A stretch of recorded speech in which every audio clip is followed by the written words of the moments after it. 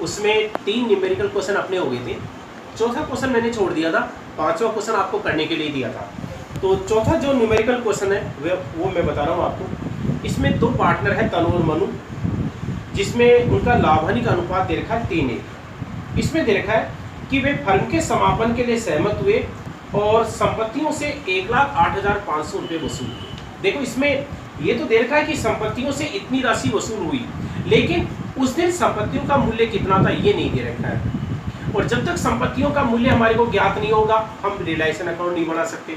और संपत्तियों का मूल्य हम कैसे ज्ञात कर सकते हैं? मेमोरेंडम बैलेंस शीट बना करके। तो मेमोरेंडम बैलेंस शीट बना करके हम संपत्तियों का मूल्य ज्ञात कर सकते हैं, क्योंकि इस पैटर्न का हमने एक इलस्ट्रेशन किया था और उस इलस्ट्रेशन में भी संपत्तियों का मूल्य, एसेट्स का मूल्य नहीं दे रखा था। उसके लिए हमने मेमोरेंडम बैलेंस शीट बनाई थी और मेमोरेंडम बैलेंस शीट में हम क्या जो मदद दे रखी थी क्वेश्चन में वो हमने दिखा दी, और जो अंतर आया था, डिफरेंस आया था, वो सन्ड्री एसेट्स आ गई थी। ठीक इसमें भी इसी प्रकार से हम मेमोरेंडम बैलेंस शीट बनाएंगे। तो समापन के दिन इसमें क्या क्या दे रखा था कि संपत्तियों से 1,08,500 रुपये वसूल हुए। इसको तो हम रियलाइजेशन अकाउंट में दिखाएंगे, लेकिन इसमें दे रखा कि 2,000 रुपये नकद को छोड़ करके। इसका मतलब है कैश बैलेंस भी था 2,000 रुपये। तो कैश बैलेंस है समापन के दिन, उसको हम दिखा देंगे इसके एसेट्स पक्ष में। तो फर्म के समापन के दिन 2,000 रुपये तो कैश बैलेंस था। इसके बाद में देखा है कि समापन के दिन लेनदार 40,000 रुपये के थे, क्रेडिटर्स। तो क्रेडिटर्स हमने ये 40,000 रुपये दिखा दिए लायबिलिटी साइड। और फिर देखा है पूंजी खाता तनु का क्रेडिट शेष है, तो तनु कैपिटल क्रेडिट शेष है तो लायबिलिटी साइड में आ जाएगा। 1,00,000 रुपए इसका क्रेडिट शेष हमने लायबिलिटीज में दिखा दिया। लेकिन इसमें मनु का डेबिट शेष है कैपिटल का, और डेबिट शेष होता है कैपिटल का, उसको हम कहां दिखाते हैं? एसेट्स पक्ष में। तो इसमें मनु कैपिटल है तो वो दिखा देंगे 10,000। ठीक है। इसके बाद में देखा इसमें कि लाभ हानि खाते का डेबिट शेष, तो P&L का डेबिट शेष होता है, उसको हम एसेट्स पक्ष में दिखाते हैं। तो P&L का जो डेबिट शेष है 10,000 रुपये, 8,000 रुपये, इसको भी हम दिखा देंगे एसेट्स पक्ष में। ठीक है। वसूली खर्च ये इसमें आएगा नहीं, रियलाइजेशन अकाउंट में आएगा, यानी कि अब इसमें और कोई मद नहीं है। मेमोरेंडम बैलेंस शीट की केवल यही मद है। तो अब हम क्या करेंगे? टोटल लगाएंगे। तो देखो इसमें लायबिलिटी साइड का टोटल ज़्यादा है, और लायबिलिटी साइड का जो टोटल है वो आ रहा है इसमें 1,40,000। ठीक है। और एसेट्स पक्ष का टोटल लगाते हैं तो ये आता है 20,000। तो 1,40,000 में से हम 20,000 घटा देंगे तो डिफरेंस है वो कितना आया? 1,20,000। 1,20,000 जो डिफरेंस आया वो क्या कहलाएगी? सन्ड्री एसेट्स, विविध संपत्तियां।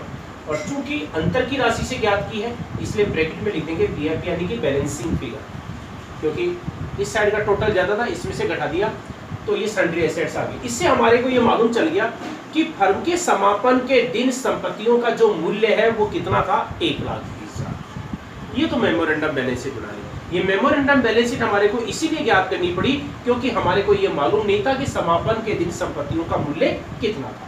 तो इस प्रकार से हमने संपत्तियों का मूल्य ज्ञात कर लिया। अब हम बनाएंगे रियलाइजेशन। हमने इसमें सबसे पहले जो ये आपके 4th न्यूमेरिकल क्वेश्चन था उसमें हमने मेमोरेंडम बैलेंस शीट बनाई थी, और मेमोरेंडम बैलेंस शीट हमने इसलिए बनाई ताकि समापन के दिन संपत्तियों का मूल्य ज्ञात कर सके। तो संपत्तियों का मूल्य हमने ज्ञात कर लिया। उस दिन संपत्तियों का मूल्य यानी कि सन्ड्री एसेट्स का मूल्य 1,20,000 था। अब हम बनाएंगे रियलाइजेशन अकाउंट। तो रियलाइजेशन अकाउंट बनाएंगे तो इसमें सबसे पहले हम क्या करते हैं? इसके डेबिट साइड में समापन के दिन एसेट्स का मूल्य कितना था वो हम दिखाते हैं। तो DR साइड में सबसे पहले तो उसको दिखा देंगे। तो उस दिन संपत्तियों का मूल्य कितना था? 1,20,000। ये 1,20,000 हमने दिखा दिया इसके डेबिट साइड में। ठीक है। और उस दिन P&L वगैरह का जो बैलेंस होता है वो हम इसमें नहीं दिखाते, कैश बैलेंस है वो भी नहीं दिखाते, और दायित्व में एक ही मत थी क्रेडिटर्स, तो क्रेडिटर्स को हम दिखा देंगे इसके CR साइड में, बाय क्रेडिटर्स। समापन के दिन लेनदारों का जो मूल्य है वो था 40,000 रुपये। ठीक है। तो तो संपत्तियों को हमने इसके डेबिट साइड में दिखा दिया और लाइबिलिटीज को हमने क्रेडिट साइड में दिखा दिया। ठीक है, अब हम क्या करेंगे, संपत्तियों से जो राशि वसूल होती है उसको हम कहां दिखा देंगे, सीआर साइड में। तो बाय कैश ब्रैकेट में लिख देंगे एसेट्स रियलाइज्ड, यानी कि संपत्तियों से वसूली। तो संपत्तियों से कितनी राशि वसूल हुई, ये क्वेश्चन में दे रखा है 1,08,500। 1,08,500 रुपए हमारे को संपत्तियों से प्राप्त हुई है। ठीक है, ये तो ये हो गया। अब देखो इसमें लेनदारों के बारे में क्या दे रखा है। हमारे जो क्रेडिटर्स थे 40,000 थे और लेनदारों का हम भुगतान करेंगे तो उसको हम कहां दिखाएंगे, डीआर साइड में। तो लेनदारों के बारे में देखो इसमें क्या दे रखा है कि इसमें दे रखा है कि एक लेनदार के द्वारा एक विनियोग थे 2,000 रुपए के, जो पहले पुस्तकों में नहीं थे, उसको एक लेनदार ने 1,500 रुपए में ले लिया। हमेशा ध्यान रखना है कि कोई भी ऐसी एसेट्स जो पहले बैलेंस शीट में नहीं दिखाई गई थी, लेकिन दायित्वों का भुगतान करने में यदि उस एसेट्स को काम में लिया जाता है तो उसकी कोई एंट्री नहीं करेंगे।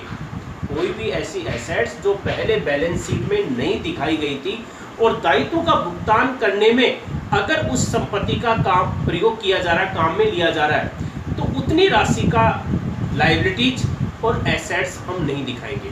तो इन्वेस्टमेंट का जो मूल्य है वो तो 2,000 का था, लेकिन लेनदार ने इसमें कितने में लिया है, 1,500 रुपए में। इसलिए हम इस 1,500 रुपए की हम कोई एंट्री नहीं करेंगे, क्योंकि 1,500 रुपए से हमारे लेनदार कम हो गए। लेकिन शेष लेनदारों के बारे में क्या देखा है कि शेष लेनदारों को हमने 36,500 रुपए का पूर्ण भुगतान किया। तो 36,500 का भुगतान किया वो हम दिखा देंगे टू कैश, ब्रैकेट में लिख देंगे क्रेडिटर्स। 36,500 रुपए का हमने लेनदारों को नकद भुगतान किया है। 1,500 रुपए को जो लेनदारों को चुका है वो तो उसने इन्वेस्टमेंट ले लिया, तो उसको हम एंट्री नहीं करेंगे क्योंकि इन्वेस्टमेंट पहले पुस्तकों में नहीं दिखाई गई थी।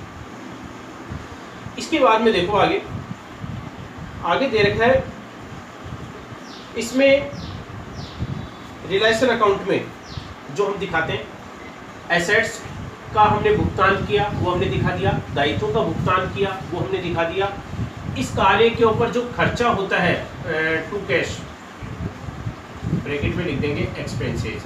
रिलेशन पर जो खर्चा हुआ है वो इसमें दे रखा है कि वसूली खर्च 1,000 रुपये हुए, तो 1,000 रुपये हम इसमें दिखा देंगे। ठीक है, अब देखो इसमें इसके अलावा और कोई मद नहीं है, रिलेशन अकाउंट की यही मद है।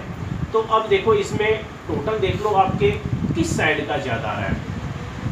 देखो इसमें अगर टोटल लगाते हैं तो इस साइड का टोटल है 1,57,500 आ रहा है और इस साइड का 1,48,000 आ रहा है, यानी कि डेबिट साइड का टोटल ज़्यादा आ रहा है। तो डेबिट साइड का टोटल लगा दो पहले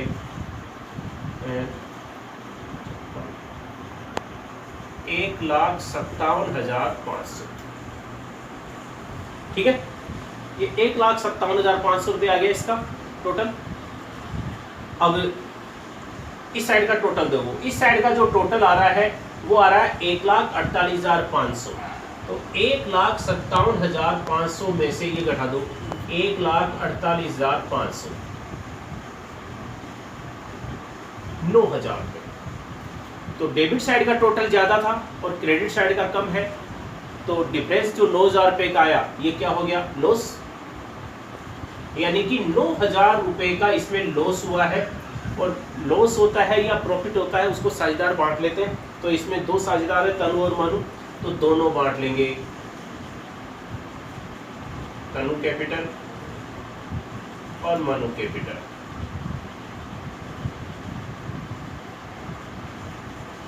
देखो इसमें अनुपात जो दे रखा है इसमें 3 और 1 है, तो 3-1 में ही बांट देता हूँ इसका दोनों का अलग अलग हिस्सा। तो 9,000 रुपये का जो था पहले का आ गया 3/4।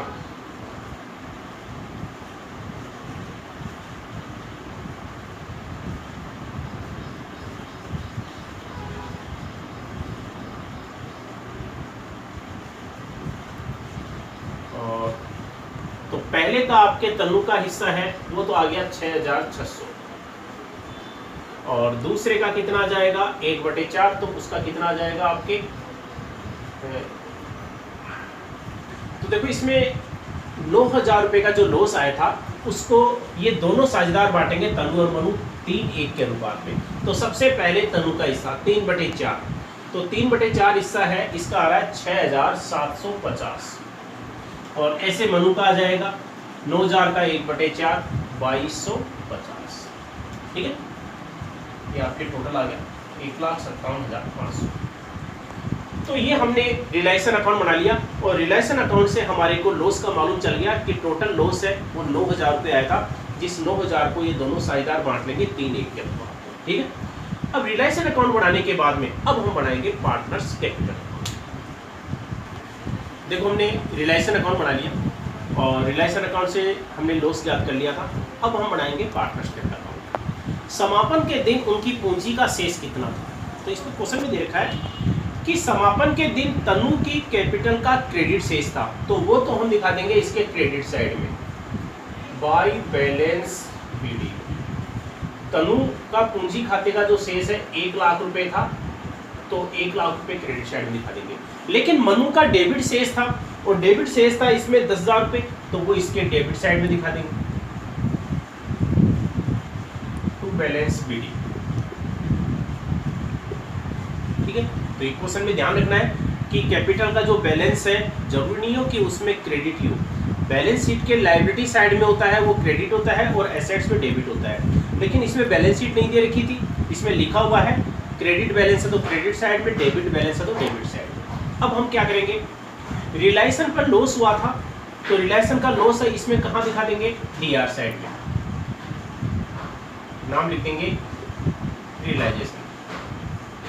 तो रिलायंसन लॉस है, इसमें तनु का जो हिस्सा है वो था 6750, और इसमें आ रहा था आपके 2250। ठीक है, ये रिलायंसन लॉस आ गया। अब देखो इसमें क्या दे रखा हुआ, फर्म का समापन जब हुआ था तो उस दिन P&L का डेबिट शेष था 8000 रुपये। P&L का डेबिट शेष होता है उसको भी साझेदार बांटेंगे, लेकिन चूंकि हानि का शेष है इसलिए हम उसको कहाँ दिखाएंगे, डीआर साइड। लाभों का शेष होता तो हम उसको कहाँ दिखाते, सीआर साइड में। तो 8000 रुपये आपके हानि का शेष था, और इनका लाभ हानि का अनुपात 3:1 था, तो 3:1 के अनुपात में बांटेंगे। तो इसका हिस्सा है वो तो आ गया 6000 रुपये, और दूसरे का हिस्सा कितना आ जाएगा 2000, यानी कि तनु का P&L में हिस्सा 6000 और मनु का आ गया 2000। तो पहले का P&L का जो डेबिट शेष है यानी कि हानि का शेष था वो भी हमने बांट दिया है। अब इसमें देखो इसके अलावा आपके और कोई मद इसमें नहीं है, क्योंकि साझेदारों ने न तो कोई संपत्ति ली है न कोई दायित्व लिया है, वो हुआ था। तो रिलायंसन का लॉस हमने बांट दिया। अब हम क्या करेंगे, इनका बैलेंस निकाल लेंगे। अब बैलेंस है किस साझेदार को भुगतान करना है और कौन साझेदार फर्म को भुगतान करेगा, वो टोटल देख लो। तो इसमें तनु का देखो क्रेडिट साइड का टोटल ज़्यादा है, इसका क्रेडिट साइड का जो टोटल है वो आ रहा है 1 लाख रुपए, लेकिन डेबिट साइड में इसका जो टोटल है वो आ रहा है 12,750। तो 1 लाख में से ये 12,750 रुपये हम घटा देंगे, ये आ गया आपके 87,250 रुपये। यानी कि तनु को पेमेंट करेगी फर्म कितने का, 87,250 रुपये का। तो ये आ जाएगा टू कैश 87,250 रुपये, यानी कि फाइनल पेमेंट। ये तो हो गया तनु का।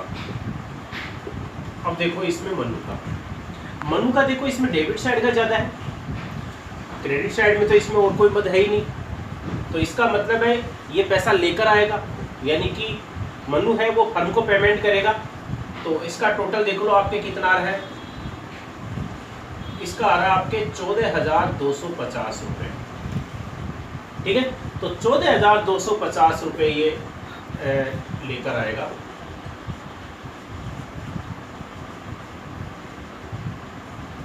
ठीक है,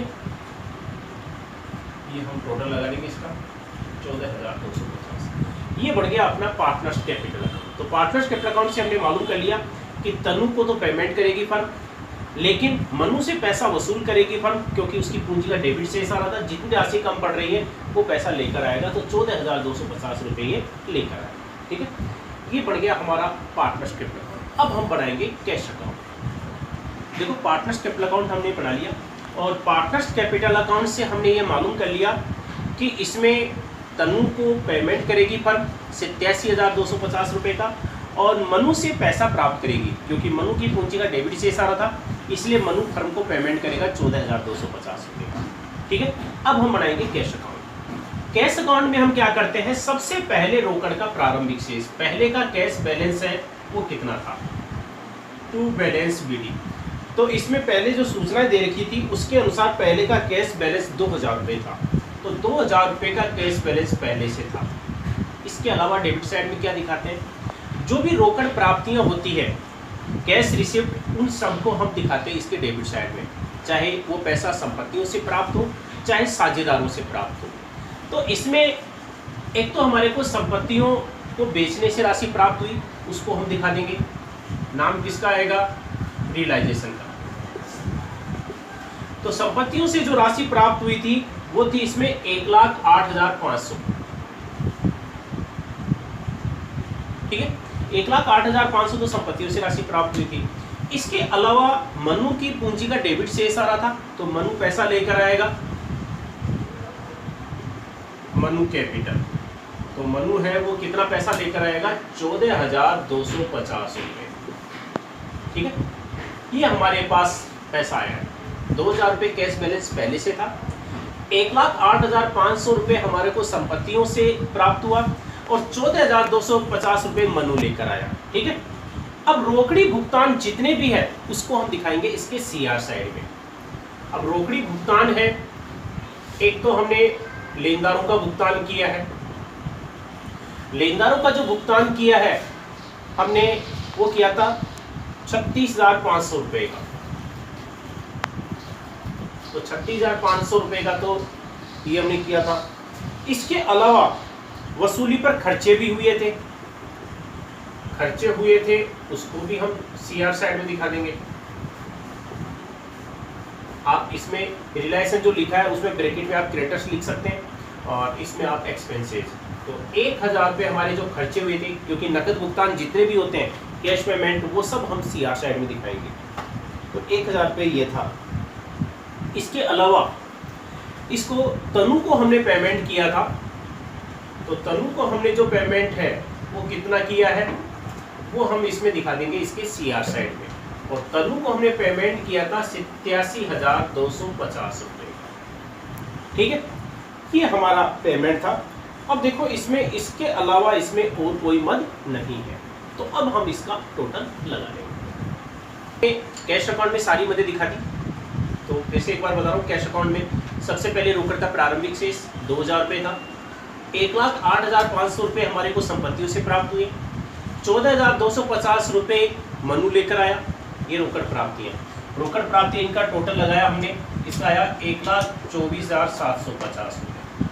रोकड़ी भुगतान, अब रोकड़ी भुगतान में 36,500 रुपये हमने लेनदारों को भुगतान किया, 1,000 रुपये हमारे एक्सपेंसेस हुए थे, और तनु को पेमेंट किया 87,250 रुपये का। तो इसका टोटल भी आपके 1,24,750 आया।